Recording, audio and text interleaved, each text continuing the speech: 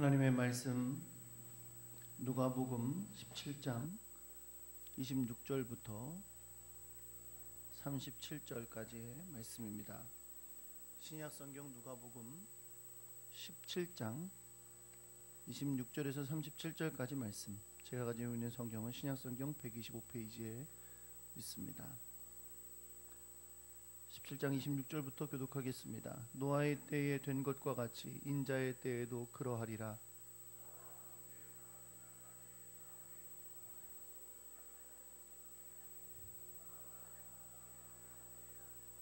또 롯의 때와 같으리니 사람들이 먹고 마시고 사고 팔고 심고 집을 짓더니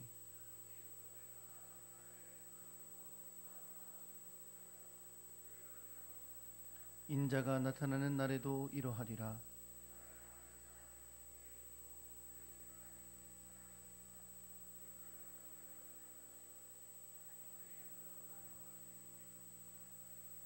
롯의 철을 기억하라.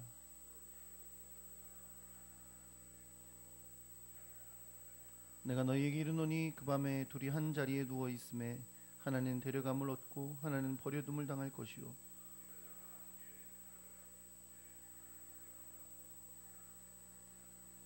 함께 있습니다. 그들이 대답하여 이르되 주여 어디 오니이까? 이르시되 죽음이 있는 곳에는 독수리가 모이느니라 하시니라. 아멘.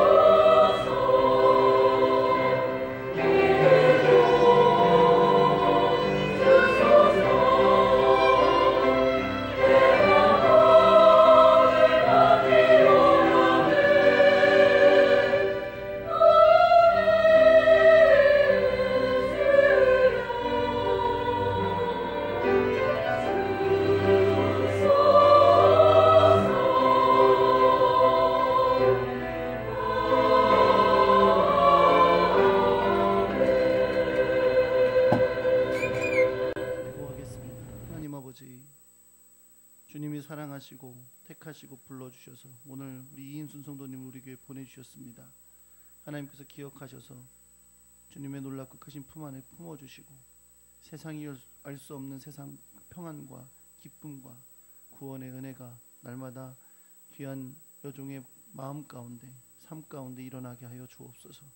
주님을 깊이 만나고 성령 안에 살아가는 귀한 복이 귀한 딸에게 일어날 수 있도록 역사하시고 인도하여 주시옵소서.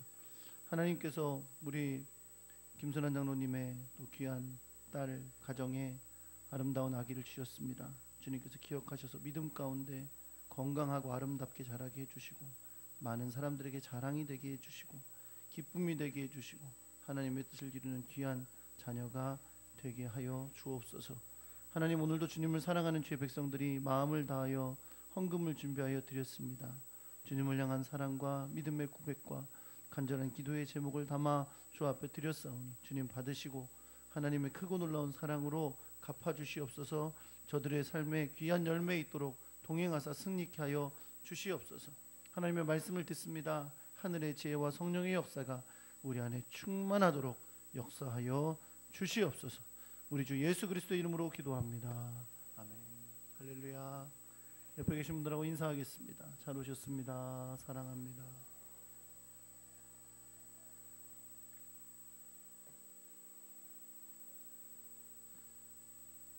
한번 따라해 볼게요. 뒤로 돌이키지 마라. 옆에 분들하고 인사하면서 다시 한번 하겠습니다. 뒤로 돌이키지 맙시다.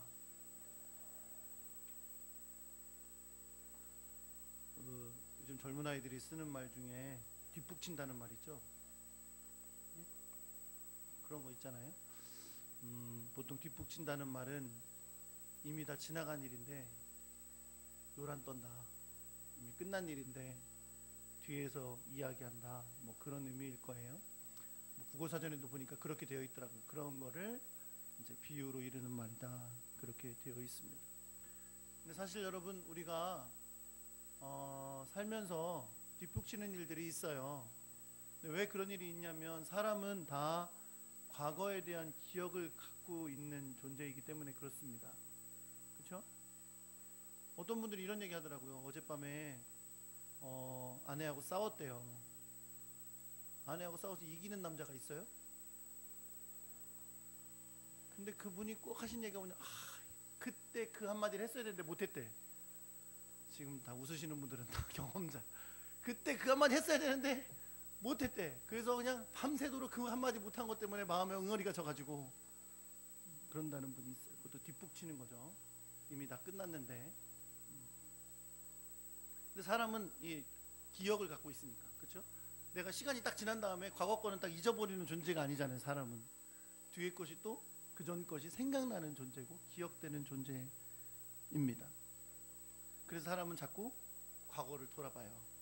그렇죠? 나 왕년에 이랬는데, 나 옛날에 이랬었는데, 과거를 자꾸 돌아보게 됩니다. 사실 여러분, 과거를 잘 돌아보는 것도 중요하죠. 그렇죠? 올해가 3.1절 100주년이에요.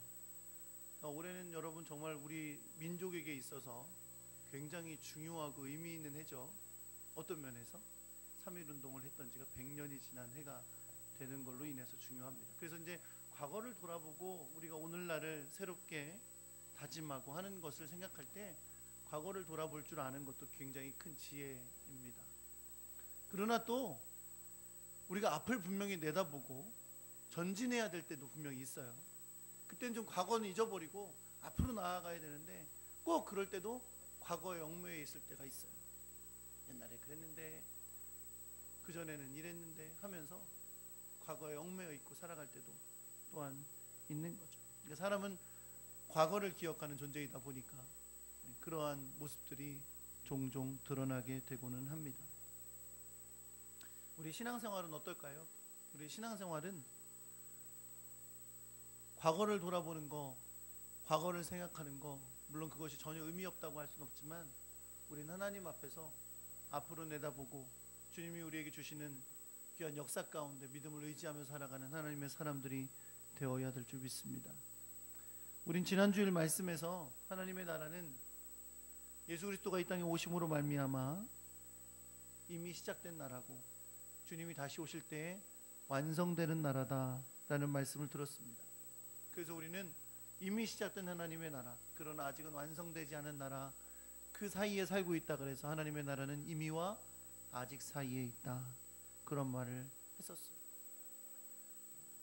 하나님의 나라는 저 멀리 먼 곳에만 있는 것이 아닙니다. 물론 하나님의 나라는 우리가 완성되고 우리가 가야 될 하나님의 나라는 분명히 있지만, 그러나 하나님의 나라는 이미 예수 그리스도 안에서, 우리 안에서 이미 시작되었다는 거죠. 그래서 우리는 이 안에서 하나님의 나라를 경험하고 하나님의 나라 안에 살고 하나님의 역사를 이루며 사는 하나님의 사람들인 줄 믿습니다. 오늘 본문은 역시 하나님의 나라에 대한 말씀이지만, 오늘 본문은 이미 시작됐지만 아직 완성되지 않은 하나님의 나라인데, 주님께서 하나님 나라를 완성하실 그날, 주님이 다시 오셔서 하나님의 나라를 완성하실 그날에 관련된 말씀입니다. 그때 주님은 이 땅에 첫 번째 오셨을 때, 예수님께서 이 땅에 육신을 입고 오셔서 우리를 위하여 십자가를 지셨던 그 사건은 어떻게 보면 우리가 예수님을 구원자라고 부를 수 있는, 그렇게 오셨던 것이죠. 주님은 우리를 구원하기에 구원자로 오셨다. 그러나 주님께서 다시 오실 때는 주님은 심판주로 오신다는 것을 우리가 기억해야 될 줄 믿습니다. 사실 예수님이 첫 번째 오신 건 구원자로 오신 거고, 다시 오실 때는 심판주로 오실 것이다 이렇게 말하지만, 사실 성경에 보면 이 첫 번째 예수님이 구원자로 오셨을 때도 주님은 심판주의 모습으로 역사하셨어요. 어떤 면에서 그러냐면, 예수님은 이렇게 말씀하셨죠. 내가 너희에게 화평을 주러 온 줄로 아느냐, 검을 주러 왔다 라고 말씀하셨어요. 그 의미가 뭐예요? 이제 예수님은 이 세상에서 구원받을 자와 심판받을 자를 구분하는 매우 중요한 기준이 되셨다는 걸 뜻합니다. 다시 말하면 예수를 믿으면 이 세상에 살아가지만 이미 사망에서 생명으로 옮겨진 것이고, 이미 하나님 나라의 백성으로서 영생하는 삶을 살게 되는 겁니다. 그런데 성경에 보면 예수님께서 그러나 믿지 않는 자는 이미 믿지 아니함으로 심판을 받았느니라 라고 말씀했어요. 왜 그래요? 믿지 않는다는 것 자체가 이미 그 사람이 앞으로 어떻게 될 것이 정해져 있는 것과 마찬가지이기 때문에 그렇습니다. 믿지 아니하면 영원한 심판에 이르게 될 것이기 때문이죠. 그러나 그럼에도 불구하고 아직 예수를 믿지 않은 사람, 그래서 지금 심판 가운데 있다고 여겨질 수 있는 사람도 돌이켜 예수 그리스도를 믿기만 하면 사망에 속해 있던 그가 생명으로 옮겨지게 되는 줄 여러분 믿으시기 바랍니다. 그들에게 아직 기회가 있다는 거죠. 비록 지금 현재 상태는 심판에 이른 것과 마찬가지, 믿지 않은 상태는, 그러나 그것이 끝이 아니고 아직 기회가 있다는 거죠. 그런데 중요한 사실은 이 기회가 영원하지는 않다는 겁니다. 예수 그리스도를 믿고 구원받아 하나님의 백성이 될 수 있는 이 기회는 주님이 다시 오시는 그날까지밖에 기회가 없어요. 혹 우리가 주님이 다시 오시기 전에 우리의 생명이 끝이 난다면, 그러면 그때까지가 바로 기회입니다. 우리가 죽은 다음에 후손들이 어떻게 해줄 수가 없어요. 그리고 주님이 다시 오시면 그 이후에 어떻게든 다시 구원받을 길을 찾을 수가 없어요. 그것이 성경이 말하고 있는 진리입니다. 오늘 본문은 그 마지막 날을 기다리는 우리가, 주님이 다시 오실 그 마지막 날을 기다리는 우리가 어떤 마음으로 주님을 기다려야 하는지, 그것에 대해서 가르쳐주는 본문입니다. 예수님은 주님이 다시 오시는 그 심판의 때, 주님이 다시 오시는 그때가 구약에서 나타났던 두 가지 경우와 같다라고 말씀하셨어요. 그 두 가지 경우의 첫 번째가 바로 노아의 때와 같다라고 하셨고, 두 번째는 롯의 때와 같다 이렇게 말씀. 여러분 저랑 같이 성경 읽으셨잖아요, 그렇죠? 거기에 나오죠. 네. 첫째는 뭐라고요? 노아의 때와 같다. 두 번째는 롯의 때와 같다 이렇게 말씀하셨습니다. 여러분 노아의 때와 롯의 때 두 가지를 얘기하셨는데, 이 두 가지 때의 공통적인 특징은 뭐냐면, 그때가 어떤 때였다? 하나님의 심판이 죄 가운데 있던 사람과 세상들에게 내려졌던 때였다는 겁니다. 심판의 때였다는 거죠. 그러니까 결국 여러분, 예수님이 다시 오실 때가 이와 같다라고 말씀하시면서 노아의 때와 같고 롯의 때와 같다고 하셨는데, 궁극적으로 따졌을 때는 결국 주님이 다시 오시는 때가 어떤 때라는 걸 말씀해 주시는 거예요. 심판의 때다 라는 것을 말씀해 주고 있는 겁니다. 먼저 노아의 때라고 하셨어요. 여러분, 노아의 때는 어떤 때입니까? 하나님께서 인간을 만드셨죠. 근데 그 아담과 하와가 하나님께서 따먹지 말라고 한 선악과를 따먹었어요. 그리고 에덴 동산에서 쫓겨났습니다. 인간은 그렇게 죄를 지음으로 말미암아 죄성을 가지고 태어나게 됐고 타락한 상대로 태어나게 됐어요. 에덴 동산에서 쫓겨난 아담과 하와가 가인을 낳고 아벨을 낳고 그 후로 후손들을 계속 낳고, 그래서 이제 많은 사람들이 생겨나서 번성하게 됐습니다. 그런데 죄를 지은 이후로 이제 인간의 역사는 단순히 사람이 늘어나는 역사만 된 것이 아니라 뭐가 성장하는 역사가 됐냐면 죄가 성장하는 역사가 됐어요. 그렇죠? 가인이 아벨을 죽이는 것부터 시작해서 많은 후손들이 태어나지만 그 후손들은 점점 죄를 여러 종류로 짓는, 죄의 발전이 이루어지는 그런 역사가 인간의 역사가 되었다는 겁니다. 죄가 쌓이고 쌓여서 이제 한계에 이르렀어요. 창세기 6장 5절의 말씀해 보니까 사람의 죄악이 세상에 가득하게 되었고 사람들이 마음으로 생각하는 모든 생각이 항상 악하였다 라고 말씀하고 있습니다. 이렇게 인간들이 죄로 말미암아 점점 그 죄악의 크기를 쌓아가고 있는 그때 하나님은 그것을 보시고 땅 위에 사람 지으셨음을 한탄하셨다고, 그리고 마음에 근심하셨다고 성경이 말해주고 있습니다. 그리고 하나님은 당신이 창조하신 사람을 이제 지면에서 쓸어버리고 사람으로부터 가축과 기는 것과 공중의 새까지 다 쓸어버리시겠다라고 결정하시게 됩니다. 그런데 그러면서도 창세기 6장 8절에 보면 그러나 노아는 여호와께 은혜를 입었다 라고 말씀하고 있습니다. 이 말은 무슨 말이에요? 이제 하나님께서 온 지면에 있는 사람과 가축과 심지어 공중의 새까지도 다 멸하시기로 하셨는데, 그러나 노아는 그 가운데 구원하기로 하셨다는 거죠. 오늘 본문에서 주님은 심판의 주로 오시는 바로 그날, 주님이 다시 오시는 그날이 바로 이 노아의 때와 같을 것이다 라고 말씀하십니다. 그럼 언제를 말하는 거냐? 홍수가 내리기 바로 전의 상황, 그때와 같을 것이다 라고 말씀하시는 거예요. 주님이 오실 때에 이 땅의 상황이 홍수가 내리기 전에, 바로 그 심판이 내리기 전에 그 상황 같을 때에 주님이 오실 것이다 라고 말씀하시는 거죠. 그러면 그때 어떤 모습이냐는 거예요. 그 말씀은 오늘 본문 27절에 기록을 해놓았습니다. 뭐라고 말씀했냐면 노아가 방주에 들어가던 날까지 사람들이 먹고 마시고 장가들고 시집가더니 홍수가 나서 그들을 다 멸망시켰으며. 창세기 6장에 보면요, 하나님께서 인간들의 죄로 인해 그 지으신 것을 후회하셔서 그들을 지면에서 쓸어버리기로 하셨는데 노아에게는 은혜를 베푸셨다 그랬어요. 당대의 의인이었던 노아에게 은혜를 베푸셨어요. 그래서 그에게 하라고 하신 게 뭐예요? 방주를 지으라고 하셨죠. 그렇죠? 그리고 그와 언약을 맺으셔서 그의 아들들과 또 노아의 아내와 또 아들들의 아내들, 며느리들이죠. 며느리들은 구원하시기로 약속하셨고, 그리고 이 땅에 살고 있는 생물들의 암수 한 쌍씩 방주로 이끌어 오게 하도록 명령하십니다. 그리고 때가 돼서 그들로 방주에 들어가라 명하신 다음에 하나님께서 계획하신 심판의 홍수를 내리시는 것이 성경에 기록되어 있습니다.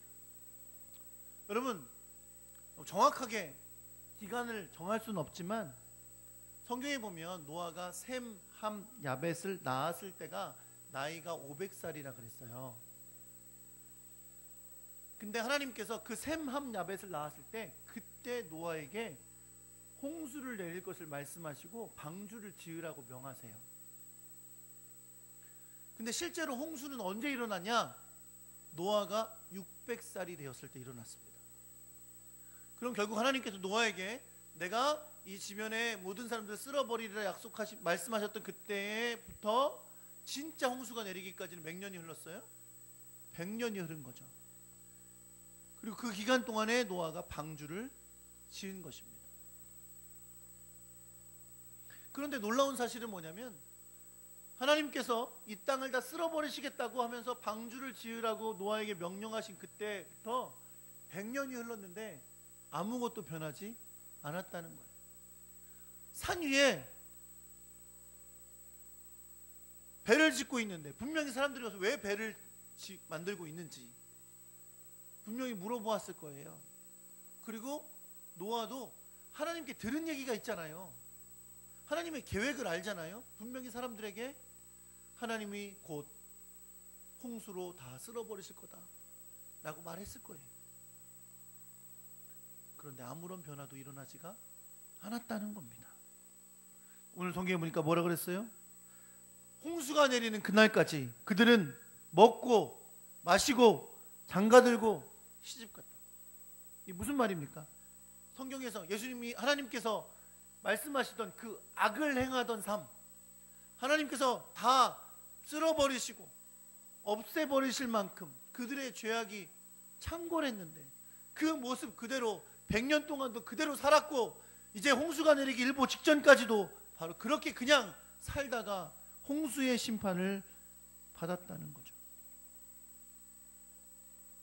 창세기 6장 11절 12절에도 그때의 악함을 이렇게 말씀했어요. 그때 온 땅이 하나님 앞에 부패하여 악함이 땅에 가득한지라. 하나님이 보신즉 땅이 부패하였으니 이는 땅에서 모든 혈육 있는 자의 행위가 부패함이었더라 라고 말씀했습니다. 처음에 100년 전에 하신 말씀과 100년 후에 하신 말씀이 동일해요. 100년 동안 전혀 변하지 않고 하나님의 경고를 듣지도 않았고 심판의 메시지를 들었어도 변하지 않았다는 겁니다. 그리고 결국 주님이 작정하신 그날에 홍수를 통해서 이 땅의 모든 사람들이 죽게 되는 심판을 받게 된 것입니다.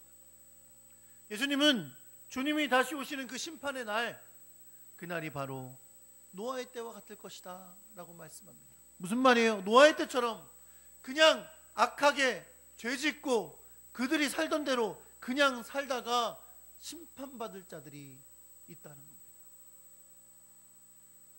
두 번째로 예수님께서 말씀하신 예는 롯의 때입니다.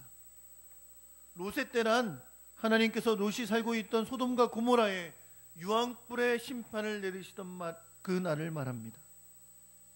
그리고 예수님께서 주목하시는 롯의 때란 그들에게 내려지는 그 심판을 앞두고도 변함없이 악하게 행하던 그들의 모습을 말하는 거예요. 노아의 때처럼 그들에게 심판이 내려질 건데 그날까지도 그들은 여전히 악했다는 거죠. 변하지 않았다는 거죠. 모르고 끊임없이 악을 행했다는 거예요. 심판이 내릴 줄도 모르고 악을 행했다는 겁니다. 예수님께 심판주로 오시는 바로 그날에도 바로 롯의 때와 같을 것이다 라고 말씀하고 계십니다. 창세기 18장 16절에서 32절까지 말씀해 보면 하나님께서 아브라함에게 소돔과 고모라를 멸망시키실 것을 말씀하세요. 그랬더니 아브라함이 이렇게 말합니다. 하나님, 어떻게 죄인과 의인을 똑같이 멸하십니까? 그 땅에 의인 50이 있으면 멸망시키지 마십시오 라고 말합니다. 근데 하나님 뭐라 그러세요? 의인 50이 있으면 내가 그들로 인해 멸망시키지 않을 거다. 아브라함이 뭐라 그래요? 5명만 빼주세요. 45명만 있으면 멸망시키지 말아주세요. 하나님 말씀하시죠. 45명의 의인이 있으면 내가 멸망시키지 않을 거다. 하나님 30명, 20명, 10명, 10명도 없었어요. 그들의 악함이 커서 하나님의 심판을 받게 된 겁니다. 이제 하나님의 심판의 날이 이르렀어요. 우리는 롯의 집에 천사가 방문한 일을 통해서 얼마나 그 당시의 상황이 악했었는지를 알 수 있습니다. 롯이 살고 있던 소돔에 하나님의 천사가 방문합니다. 2명의 천사가 롯의 집에 들어가는 걸 본 소돔의 사람들이 롯의 집으로 다 몰려와요. 그러더니 그들은 다 남자였는데 그들을 끌어내라고 롯에게 요구합니다. 어떻게 하겠다고? 우리가 그들과 상관하리라, 이렇게 말합니다. 여기서 상관한다는 건 성관계를 맺겠다는 뜻이에요. 그 당시에 동성애는 아무렇지도 않았던 거예요. 오히려 그걸 너무나 좋아해서 남자들이 들어왔는데 사람들이 몰려와서 꺼내라고, 우리가 그들과 성관계를 맺겠다고. 롯이 더 말하는 것이 더 충격적입니다. 롯이 나와서 뭐라 그래요? 여러분들 이런 죄를 지으시면 안 됩니다. 이렇게 악하게 행하지 마십시오. 나에게 남자를 알지 못하는 딸 둘이 있는데 내가 데리고 나올 테니까 그들과 상관하십시오. 나에게 온 손님들에겐 절대 그러면 안 됩니다 라고 말해요. 여러분, 이게 당시 소돔성의 상황이었습니다. 천사들이 그들 이끌고 나갑니다. 가족들을 다 이끌고, 롯의 가족들 이끌고 밖으로 나가서 이제 산으로 도망가게 하죠. 사람들이 막 문을 부수고 들어오려고 했더니 천사들이 롯을 이끌고 들어가서는 이제 산으로 도망가게 합니다.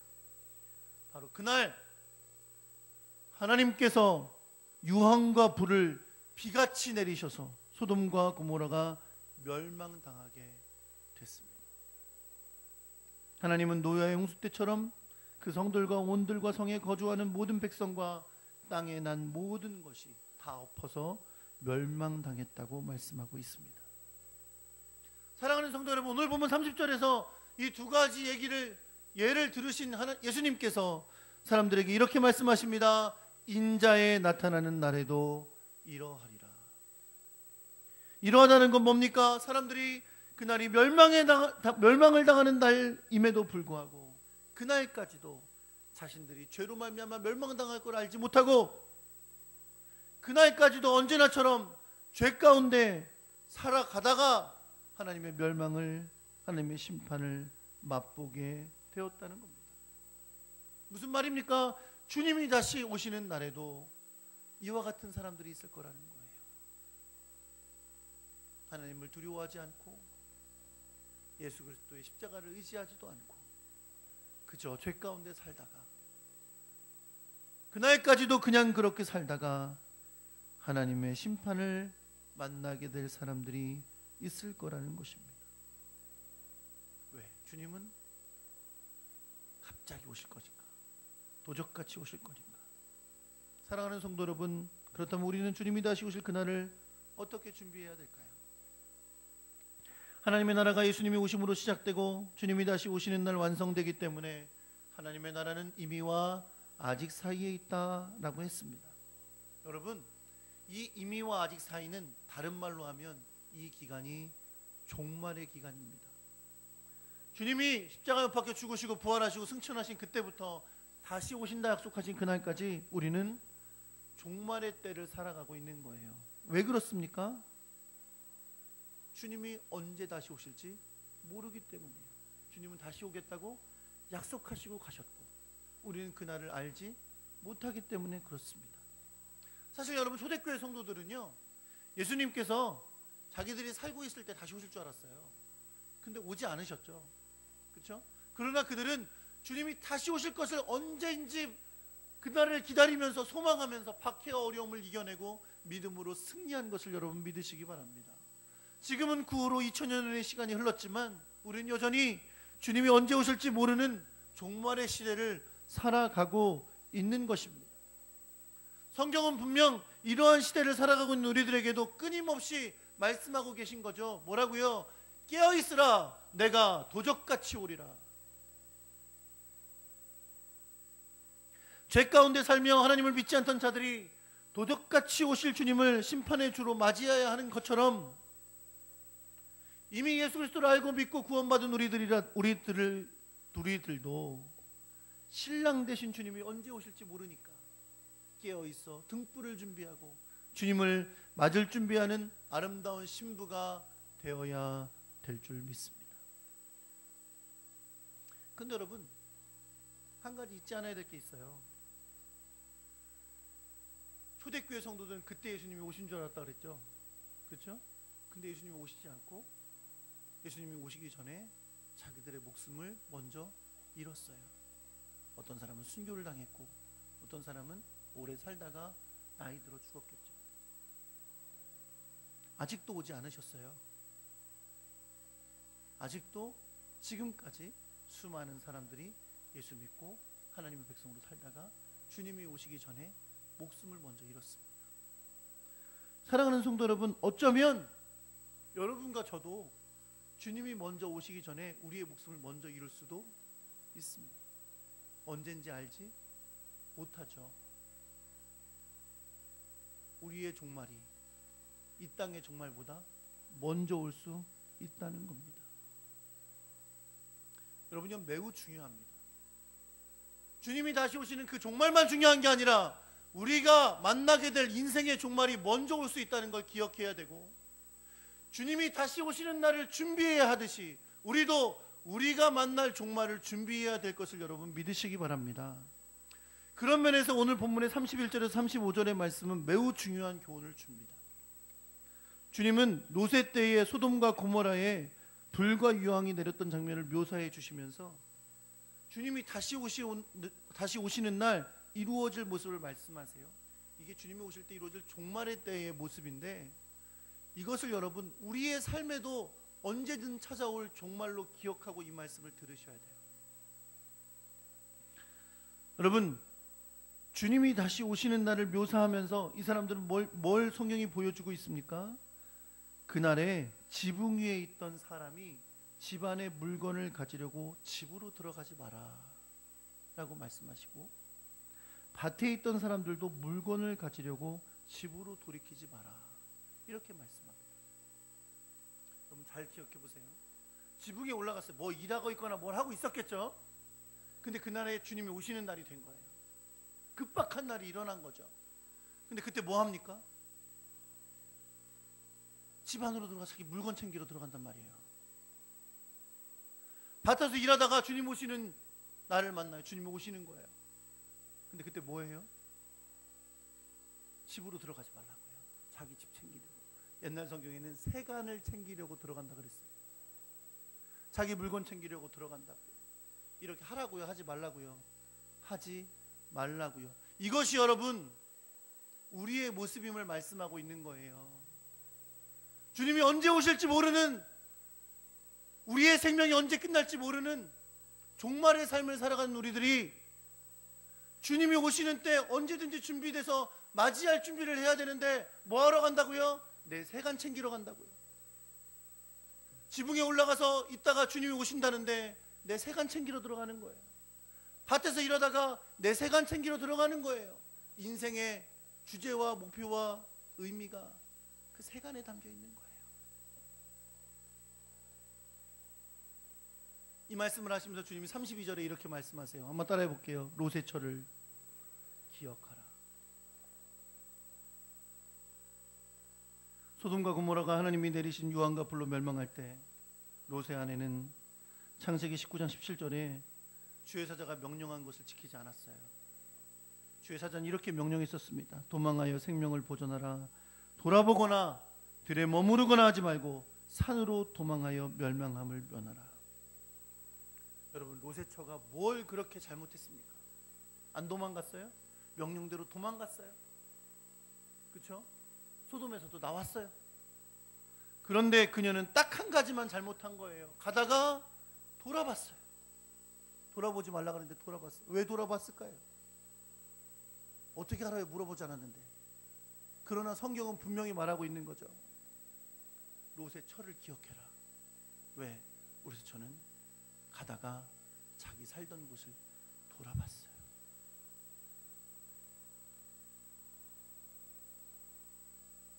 그래서 어떻게 됐어요? 소금 기둥이 됐어요. 사랑하는 성도 여러분, 이제 오늘의 말씀을 마치려고 합니다. 여태까지 주무셨던 분들도 이제부터는 잘 들으셔야 돼요.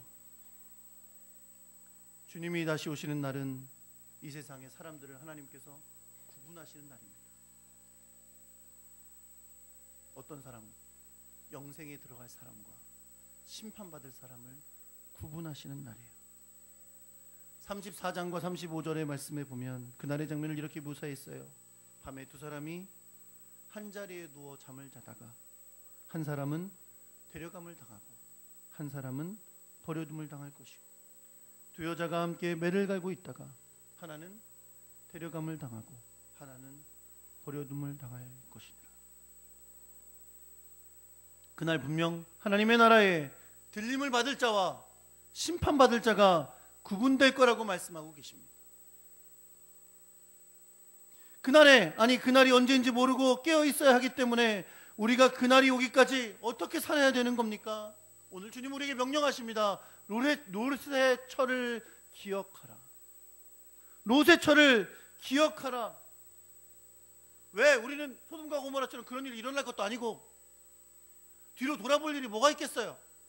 그런데 오늘 주님께서 우리에게 마지막 날의 이야기를 하시면서 롯의 철을 기억하라고 말씀하시는 것은 우리에게 뭘 요구하시는 겁니까? 뒤로 돌이키지 말라는 겁니다. 뒤로 돌아서지 말라는 겁니다. 뒤로 돌이키는 건 뭡니까? 새간을 찾으러 지붕에서 내려간 사람처럼 밭에 나갔다가 주님이 다시 오신다는데 제일 먼저 떠오른 게 뭐예요? 내 재산이에요. 내 집이에요. 그런 사람처럼, 그러다가 영원한 생명을 잃어버린 어리석은 자처럼 되지 말라는 겁니다. 여러분과 제가 예수 그리스도를 믿고 구원받아서 하나님 나라의 백성이 되었다는 건 결국 이 세상이 그냥 끝나는 것이 아니라는 것을 믿는 것입니다. 그렇기 때문에 이 세상의 생명과 내 삶에 얽매여 살 수 없는 겁니다. 그게 다가 아니니까요. 우리는 주님이 다시 오시는 날, 아니면 우리의 생명이 다하는 날 분명 하나님 앞에 서게 될 것이기 때문에 그렇습니다. 그렇기 때문에 우리가 평소처럼 잠을 자다가, 평소처럼 매를 갈다가 주님께 부름을 받아도 아무런 두려움이 없도록 주님을 위한 삶을 오늘도 살아가야 되는 줄 여러분 믿으시기 바랍니다. 여러분, 오늘 저녁에 주님 오실 수도 있습니다. 내일 아침에 오실 수도 있습니다. 뒤로 돌아보다가 주님 만날 수 없습니다. 뒤로 돌이키다가 주님 만나면 안 됩니다. 내 세간이나 찾다가 주님을 만나면 안 됩니다. 주님이 명령하신 대로 살아가다가, 주님의 뜻을 바라보며 살아가다가 주님을 만나는 여러분과 제가 되기를 우리 주 예수 그리스도의 이름으로 축원합니다. 롯의 철을 기억하라. 돌아보던 롯의 철을 기억하라고 주님은 말씀하고 있습니다. 잠을 자고 있었어요. 맷돌 갈고 있었어요. 평소처럼 살아가는 거예요. 그러나 주님이 오셨을 때 나 아무것도 아니고 다 내려놓고 주님께 가는 영광을 누리는 것이 주님이 우리에게 바라시는 겁니다. 너무 비련이 많아요. 생각할 게 많고 따질 게 많고. 사랑하는 성도는, 사도 바울은 이 세상에서 떵떵거리며 살던 사람입니다. 스카이캐슬 출신인지도 몰라요. 없던 게 없었어요. 배운 게 없어요. 가문이 부족해요. 시민권이 없어요. 다 있었어요. 그런데 예수 믿고 구원받고 하나님의 백성 되고 나서 다 소용없다. 주님을 아는 게 가장 귀하다 라고 말하면서 사도 바울은 이렇게 고백합니다. 우리가 살아도 주를 위하여 살고 죽어도 주의 죽나니 그러므로 우리가 사나 죽으나 주의 것이로다. 살아가는 거, 열심히 사는 거 다 좋아요. 그러나 우리에게 분명한 삶의 목표가 있어야 됩니다. 그건 뭐예요? 살아도 주를 위해, 죽어도 주를 위해 사는 것. 주님이 나를 쓰시겠다 하면, 주님이 나를 부르시면, 주님이 오라 하시면 다 내려놓고 주님께 갈 수 있는 믿음의 사람이 되기를 예수 그리스도의 이름으로 축원합니다. 성경에 보니까 사도 바울이 개척한 교회에서 싸움이 났어요. 제사에 드려진 음식을 먹어도 되느냐, 먹지 말아야 되느냐 싸움이 났어요. 사도 바울 선생님에게 편지를 보냈습니다. 어떻게 해야 될까요? 사도 바울이 그 교회에 편지 보냅니다. 그러면서 결론적으로 하는 얘기가 있어요. 뭐라고 해요? 먹든지 마시든지 무엇을 하든지 뭘 위해라? 하나님의 영광을 위해라.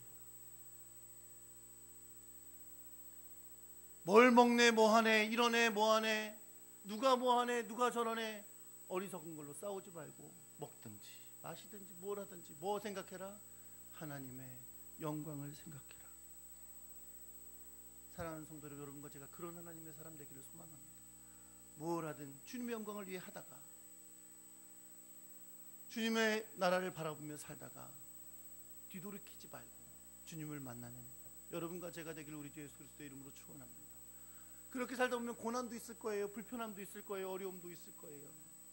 2000년 동안 수많은 그리스도인들이 예수 믿다가 죽임당하고 지금도 전 세계에 수많은 그리스도인들이 예수 믿는다는 이유만으로 삶의 터전을 빼앗기고 집이 불타고 교회가 없어지고 직업을 빼앗기고 고통 가운데 살아가요. 그러나 결코 그들은 믿음 가운데 돌이키지 아니하고 지금도 살고 있는 것을 여러분 믿으시기 바랍니다. 여러분과 저의 삶에도 우리를 돌이키게 하는 수많은 일들이 있을 거예요. 헌신 좀 하라고 했더니 나를 붙잡는 게 있어요. 주님 뜻대로 살려고 한번 나아갔더니 또 뒤에서 나를 붙잡는 게 있어요. 그러나 돌이키지 마시고 주님의 길 따라가다가 주님 만나는 여러분과 제가 되기를 우리 주 예수 그리스도의 이름으로 축원합니다.